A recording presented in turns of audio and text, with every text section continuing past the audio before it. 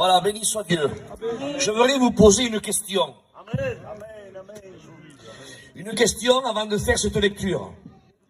Vous savez que ce soir, il y a des hommes et des femmes. Et j'aimerais poser la question à toi qui m'écoutes. Quelle notion tu as dans ce mot quand on dit « ça, c'est un homme ». Je sais qu'il y a des anciens parmi nous et des jeunes.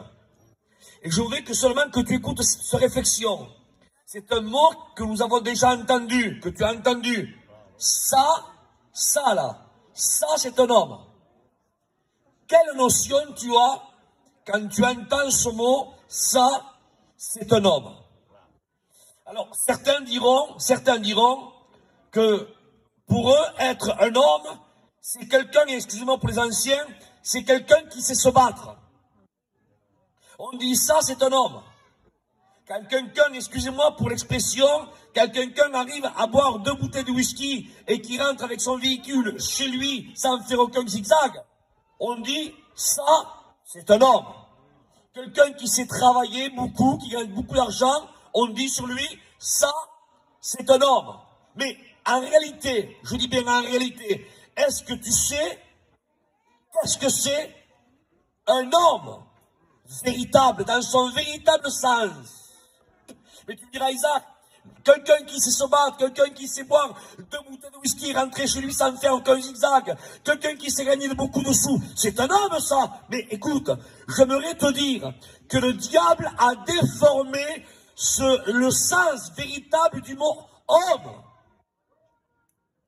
Tu me diras, Isaac, c'est quoi un homme, un véritable homme? Parce que moi, je ne comprends pas. Jusqu'à maintenant, moi, je croyais qu'être un homme, c'est quelqu'un qui savait, qui était grand, beau, élégant, savait chiner, travailler, se battre, faire ceci, cela. Pour moi, c'est un homme, ça.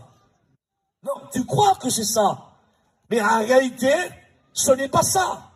Et tu me diras, c'est quoi, Isaac, être un homme? Eh bien, c'est pas moi qui va te donner la réponse, c'est la parole de Dieu. Il est écrit dans le livre de la Genèse, il dit que Dieu créa l'homme à son image.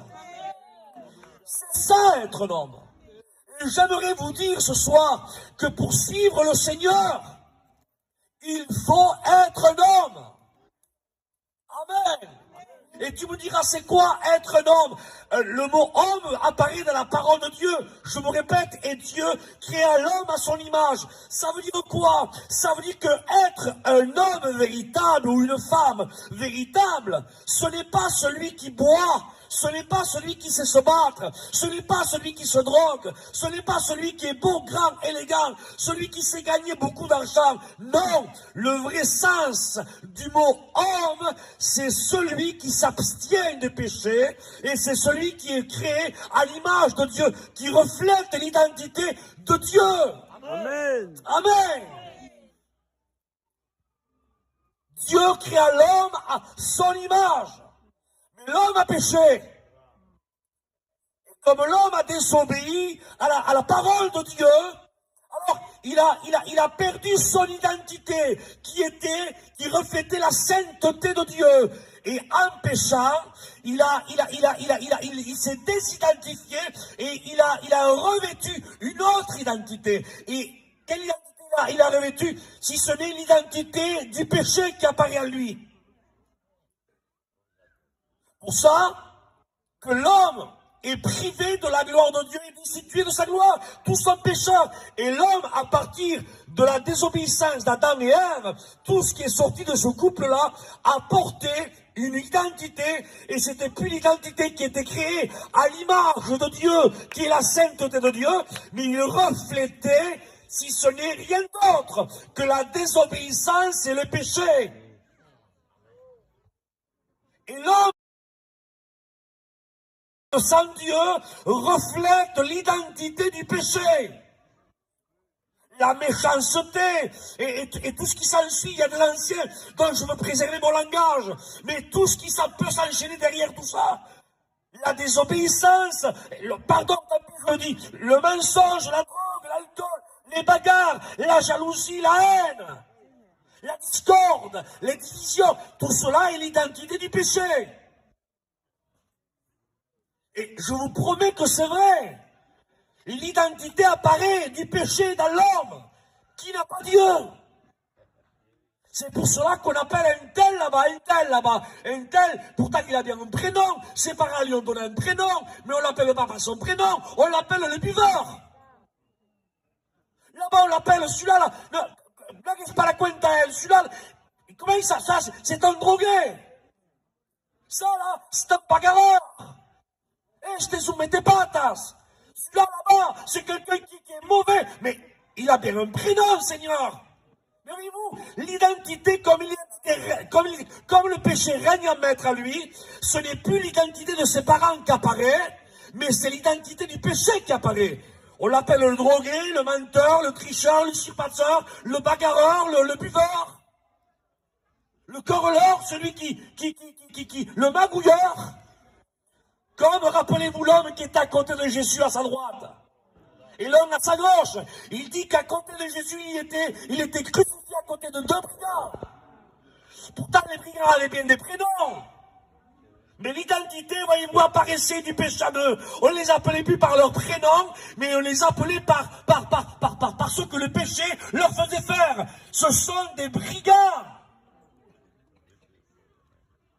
J'aimerais te dire ce soir, j'ai une bonne nouvelle pour toi. Amen. Et la bonne nouvelle, frères et sœurs, c'est que Christ est mort sur la croix pour te redonner l'identité qu'Adam a perdue. Il veut, amen, que tu portes l'identité de Dieu. Amen. Amen. Alléluia. Alors ce soir, que vas-tu faire? Vas-tu encore continuer dans ton chemin, ce qui est large et qui mène à la perdition? Croyant, vas-tu te laisser encore berner dans ton esprit en disant, oh, ce qu'ils disent, c'est des ragots, le Seigneur t'aidera à venir. En réalité, c'est pas ça, non, non. Un homme, c'est quelqu'un qui boit, c'est quelqu'un qui fait ceci, c'est quelqu'un qui fait cela. Tu crois, toi? Tu crois? Mais si tu interrogerais les gens qui te connaissent, et s'ils te dévoileraient réellement l'identité que tu portes, je te promets que c'est vrai. Tu dirais, mais ça n'a rien à voir avec ce que je crois que je suis. Rien à voir. Tu te crois fort, tu te crois une telle, parce que tu fais ceci, cela, et tu te crois un homme ou une femme. Mais en réalité, si tu interrogerais ton entourage, tu verrais que ce qu'ils disent de toi n'a rien à voir avec ce que toi tu crois, de ce quoi toi tu es. Parce que le péché règne en maître en toi. Et ce n'est pas toi qui conduis ta vie, c'est le péché qui gouverne ta vie. Est-ce que tu comprends ça? Et tu es dans ce chemin large qui mène à la mort. Mais ce soir, amen, je ne serai pas long, quelques mots encore et je prierai Dieu. Écoute, ce soir, amen, une corde t'est jetée, une bouée de sauvetage t'est jetée, un parachute, amen, t'est lancé. Attrape-le, il s'appelle la grâce. Amen. Amen, il s'appelle Jésus. Amen. Alléluia. Il veut te donner, amen, l'identité, la véritable identité que tu dois porter. Et Dieu créa l'homme à son image. Amen. Amen. Dieu veut que tu portes l'identité de ton Créateur. Rien d'autre. Amen. Mais que dois-je faire, Isaac, pour cela? Accepte Jésus dans ton cœur. Il faut que je lève ma main. Fais-le ce que tu veux, mais repens-toi au pied de Jésus. Amen. Demande pardon à Christ. Pleure sur ton péché. Dis-lui, Seigneur, j'ai besoin de toi. Pardonne, Seigneur, et que ton sang me purifie. Amen. Et le sang de Jésus-Christ, son Fils, te purifiera de tout péché. Amen. Et tu passeras de la mort à la vie, des ténèbres à son admirable lumière. Mais que dois-je faire pour ça, Isaac? Repens-toi.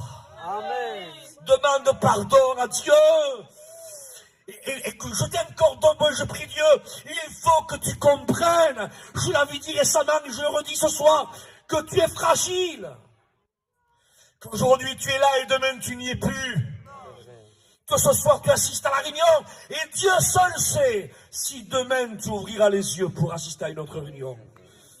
Et peut-être tu veux remettre au lendemain ce que tu peux faire ce soir. Écoute, si le Saint-Esprit m'anime, amène à insister, à m'adresser à toi qui écoutes ce soir, là où tu sois, hein, que tu sois là dans une maison, que tu écoutes entre deux fenêtres, ou que tu écoutes dans une voiture, avec un petit peu la fenêtre ouverte, ou là-bas au fond, parce que tu as honte de venir ici pour qu'on te voie, le Saint-Esprit te parle ce soir, et il te dit repens-toi.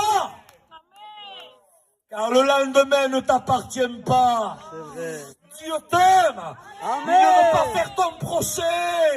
Amen. Même que tu as fait du mal à Dieu, Dieu sait que c'est pas toi qui agis. Si ce n'est que c'est le péché qui a agi en toi. Amen. Il est venu, amen, afin que les brebis aient la vie. Il veut te sauver. Il veut te donner la vie, la véritable vie. Alléluia. Et comme a dit l'ancien en chantant, bientôt on part. On part à la maison. Alléluia. Amen. Mais moi, je suis en train de te prêcher ce soir comme un frère. Je solde pas le salut. Vous savez, des fois, on amène souvent les personnes au ciel, nous. Il a levé sa main, il est allé au ciel. Il a dit oui, avant de partir, il est allé au ciel. Mais écoute, moi, je te dis pas de lever ta main ou de dire ça, un petit oui de ta bouche. Je te dis ce soir, repens-toi avec un cœur sincère et vrai. Amen. Alléluia. Il faut que tu te repentes. Que tu demandes pardon à Dieu. Que tu pries à l'Éternel et que tu pleures sur ton péché et ta misère. Alléluia. Dieu revient chercher les siens. Amen. Mais s'il tarde à revenir, tu peux quitter la terre, toi. Vous savez, nous les gitans, on voit la mort très loin. On voit le problème très très très loin. On voit les catastrophes très très très très très très loin. On voit les accidents très très très très très très très loin. C'est jamais autour de nous. Mais j'aimerais te dire ce soir, je ne voudrais toucher aucune corde sensible. Mais je t'annonce une vérité, la vérité de la parole. C'est que ta vie est faible. La Bible ne te compare même pas à un arbre. Hein? La Bible te compare à une simple fleur. Une fleur, elle apparaît aujourd'hui. Tu passes une demi-heure après, elle est toute flétrie. Une demi-heure après, hein? Il dit que la vie de l'homme est semblable, écoutez, à la largeur de la mer, à une vapeur qui apparaît et disparaît. Elle est plus rapide que la navette du tisserand. Et l'homme de Dieu disait, qu'est-ce que c'est l'homme pour que tu te souviennes de lui? Je suis faible. La vie de l'homme est comme un souffle. C'est fini. Et tout ce que toi tu crois acquérir, posséder, ou tu crois parce que tu es jeune, rempli de vigueur, en pleine santé, tu te vois là vivre de nombreux jours, malheureux que tu es, dit la Bible, malheureux. Ne sais-tu pas que ton âme peut être redemandée aujourd'hui, ce soir? Qu'est-ce qu'un cœur? Écoutez ce que je dis, ta vie, elle tient parce qu'il y a un muscle à l'intérieur de toi qui palpite. Écoutez, un muscle qui fait ceci. Vous voyez, il se contracte, il fait entre 60 et voire 80 fois par minute. Un muscle, fais ceci avec ta main, toi. Tu prends ta main et tu fais 50 fois comme ça. Je te promets devant Dieu, quand tu arriveras à 80, tu commenceras à avoir des crampes. Et mais ton cœur à toi, écoute bien, hein, chaque minute, il se contracte comme ça, et il se contracte entre 60 pour les cœurs les plus sportifs, et celui qui sont un peu plus fatigués, entre 65 et 80 fois par minute.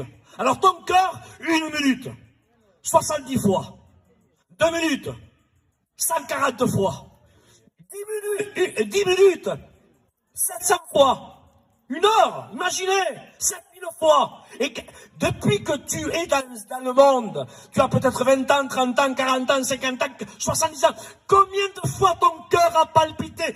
Ne serait-ce qu'il y ait une petite crampe comme ça là, cac, cac, cac, c'est fini.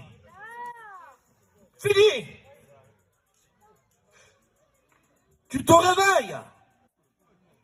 Parce que l'au-delà existe. Hein? Parce que les hommes puissants de cette terre-là, ils ont acquis des biens, des renoms, des renommées, des postes haut gradés. Mais quand la mort est venue les chercher, ils tremblaient comme des feuilles.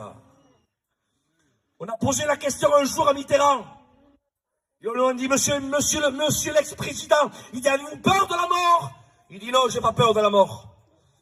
Il dit, j'ai peur de ce que je vais trouver après la mort. Est-ce que vous comprenez ça? Parce que la Bible dit que Dieu a mis dans le cœur de l'homme la pensée de l'éternité. Aujourd'hui, tu es avec les tiens, tes parents, tes enfants, tes cousins, une famille nombreuse, tout va bien. Mais quand le cœur cesse de battre, tu ouvres les yeux, tu regardes à ta gauche, plus d'épouse. À ta droite, plus d'enfants. En face de toi, plus de parents. Derrière toi, plus de cousins, ni amis, ni que ce soit. Tu te réveilles tout seul. Fini. Et maintenant commence la véritable vie pour l'éternité. L'éternité. 1000 ans, 2000 ans, 3000 ans, 4000 ans, 5000 ans, 10 000 ans, 20 000 ans, 50 millions, des millions d'années, des millions d'années, des millions d'années. Jamais de fin, plus de fin, tout seul. Dans la damnation éternelle, là, dans l'endroit que Dieu a préparé, et spécifiquement pour le diable et ses démons. Écoutez, c'est un endroit qui est tellement terrible que même les démons ont peur d'y aller. Et toi, tu veux y aller dedans? Non, je ne veux pas y aller. Oui, mais écoute-moi, peut-être que tu dis en haute voix que tu ne veux pas y aller, mais si tu n'acceptes pas le salut, je te promets devant Dieu que tu iras. Si tu n'acceptes pas Dieu, tu iras dans le feu éternel. Et il faut que tu comprennes ce soir. Tu crois que ce qu'on fait là, c'est un conte? Vous croyez que c'est Euro Disney ce soir? Vous croyez que moi, avec l'ancien qui a presque 70 ans, on laisse non. Enfin, on ne fait pas grand-chose. Mais essayez d'imaginer, on vient presque de 500 km. On a passé 2 ou 3 jours ici, avec la chaleur qu'il fait, on a fait 2 ou 3 réunions. Et ce soir, après la réunion, là, on prend notre voiture, on rentre chez nous, faire 500 km. Est-ce que vous croyez qu'on fait ça pour des pacotilles ou pour être en haut de l'affiche? Si on fait ça, c'est parce que, frères et sœurs, on est animé par un moteur. Un moteur, frères et sœurs, de l'amour des âmes. Et on veut que tu te sauves. Tu crois que les serviteurs, ce qu'ils font là, en pleine chaleur, organiser des missions, organiser des grands rassemblements, ça coûte des frais, ça coûte du temps, il y a beaucoup de tracas, des soucis. Vous croyez qu'ils font ça pourquoi eux? Vous croyez qu'ils font ça, vous croyez qu'ils vont recevoir le courant de laurier? Non! Ils font ça parce qu'ils savent la gravité de la chose.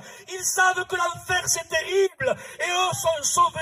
Et comme ils vous aiment, ils veulent que vous aussi, vous partiez au même endroit que Dieu a préparé pour nous. C'est-à-dire la cité céleste. Amen. Au nom de Jésus, j'arrêterai maintenant là où tu te trouves. Toi qui m'entends, là, entre deux fenêtres, repens-toi. Demande pardon à Dieu. Amen. Christ revient. Et si t'as à revenir, tu peux quitter la terre ce soir, demain, après-demain. Paul, Amos dira, sois prêt à la rencontre de ton Dieu. Amen. Fermons nos yeux, prions le Seigneur. Seigneur, nous t'adorons. On te glorifie pour ta parole qui a été annoncée. Je te glorifie, Seigneur, pour les baptêmes. Ces engagements qu'ils ont pris devant le ciel. Je me réjouis avec mes frères et mes soeurs et avec le ciel. Seigneur, regarde les âmes qui ont écouté ta parole. Ça sera ma prière, Seigneur. Et je conclue avec ça. Au nom de Jésus, on a fait ce que tu nous as dit de faire, Seigneur. Mais on ne peut pas aller au-delà, on est limité, Seigneur. Maintenant, je voudrais m'adresser à la personne de l'Esprit Saint. Et j'aimerais dire au Saint-Esprit, va dans les cœurs. Et convainc les cœurs là où ils se trouvent. Amen. De péché, de justice et de jugement. Amen. Attire-les aux pieds du Maître. Dis-leur qu'ils se repentent et qu'ils acceptent l'unique nom qui a été donné pour que nous soyons sauvés. Jésus-Christ. Amen. Et que le sang de l'agneau de Dieu les purifie de tout péché. Et que leur nom soit inscrit dans le livre de vie. Et que les chaînes se brisent. Et que ton nom se glorifie. Et que les ténèbres lâchent prise. Que ton nom soit béni, Seigneur. Gloire à Jésus. Je crois à l'efficacité de ta parole, à l'autorité et à la puissance de ta parole. Seigneur Jésus, quand la réunion va se terminer, quand ça va arriver à la fin, qu'on rentre chacun chez nous, que les hommes qui ont assisté à cette mission, même s'ils oublient le nom de l'organisateur, c'est pas grave. Même s'ils oublient le nom de celui qui a chanté l'ancien Jojo, c'est pas grave. Et même qu'ils oublient le nom de celui qui a prêché Isaac, c'est pas grave. Et qu'ils n'oublient pas ce qu'ils ont entendu. Amen. Que le Saint-Esprit leur rappelle ce qu'ils ont entendu ce soir. J'aimerais que tu écoutes bien. Dieu t'aime. Il t'aime. Repens-toi. Demande pardon à Dieu. Viens à ses pieds. Amen. Au nom de Jésus. Tu es bien dans ces moments dans lesquels tu es en train de vivre. Amen. Tu te trouves bien. La souffrance que tu fais passer autour de toi. Pleurer ton épouse, tes enfants sont mal. Écoutez, j'ai vécu moi dans un foyer qui n'était pas la gloire de Dieu. Vous ne pouvez pas savoir ce qui se passe dans l'estomac d'un enfant de 10 à 11 ans. Vous ne pouvez pas vous imaginer. Mon père était un homme qui vivait la nuit. C'était pas un drogué, mais c'était quelqu'un qui aimait, voilà, vadrouiller à droite et à gauche. Et quand j'entendais son véhicule rentrer vers 1h du matin, écoutez, j'étais en train de sommeil, à 10, 11 ans, j'avais l'estomac qui se nouait. Je me disais, ça y est, il est là.